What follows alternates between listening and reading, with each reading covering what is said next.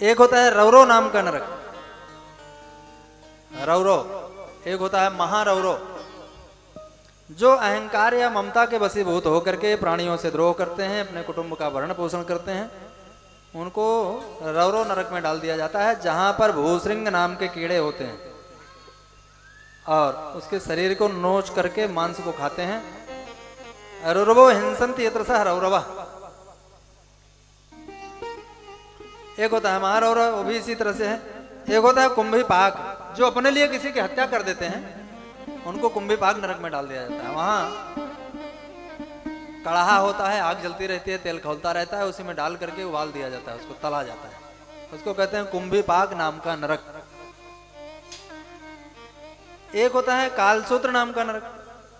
कालसूत्र नाम का नरक, जो व्यक्ति अपने माता पिता गुरु से द्रोह करते हैं, उनका अपमान करते हैं, माता पिता को प्रताड़ित करते हैं, पीड़ा पहुंचाते हैं, उनको कालसूत्र नाम के नरक में डाल दिया जाता है, जहां पर तांबे की जलती हुई भूमि रहती है। वहां पर ये जमीन नहीं है अपने, वहां तांबे की जलती हुई भूमि रहती है, उसी पर छोड़ दिया जाता है, वो तड़पता रहता है, भागता रहता है, जलता रहता है। एक नरक है अस्पत्र वन नाम का नरक, जो धर्म का पथ त्याग करके पाखंड करते हैं। संसार की नजर में तो महात्मा बने हैं, घूम रहे हैं, और धन के लिए उल्टे सीधे कर्म करते हैं, पाखंड का आश्रय लेकर के, तो उनको इस नरक में डाला जाता है, जहां पर पेड़ होते हैं हजारों, जिसके पत्ते तलवार की धार के समान घातक होते हैं, और उस जंगल में छोड़ दिया जाता है तो पत्ते गिरते हैं, उसका शरीर कटता रहता है। एक नरक है सूकरमुख नाम का नरक, जो किसी निरपराध व्यक्ति की या जीव की हत्या कर देते हैं, उनको सूकरमुख नाम के नरक में डाला जाता है। जैसे गन्ना पेरने की मशीन होती है ना, ऐसे सूकरमुख नाम का नरक होता है, उसमें डाल करके उसकी पेराई की जाती है। अनेकों प्रकार के नरक बताए, सूक्ष्म रूप में सुना दिया। एक होता है कृमि भोजन नाम का नरक, जो हम सबको जानना चाहिए।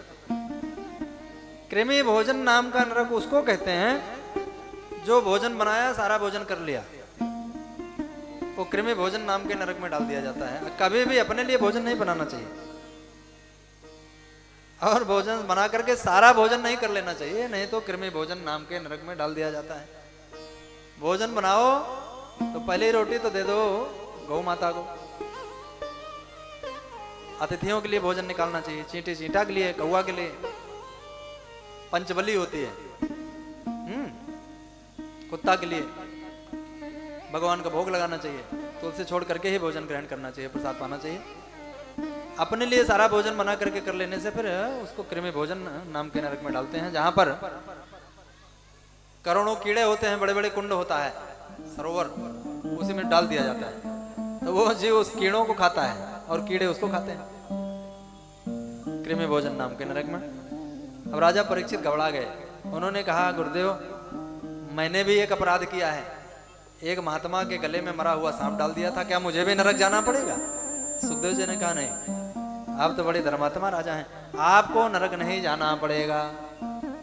तो पूछा कि महाराज नरकों से बचने का उपाय क्या है? तो एक कथा सुनाई। तस्मात् पुरैवाश्चुः पाप निष्कृतौ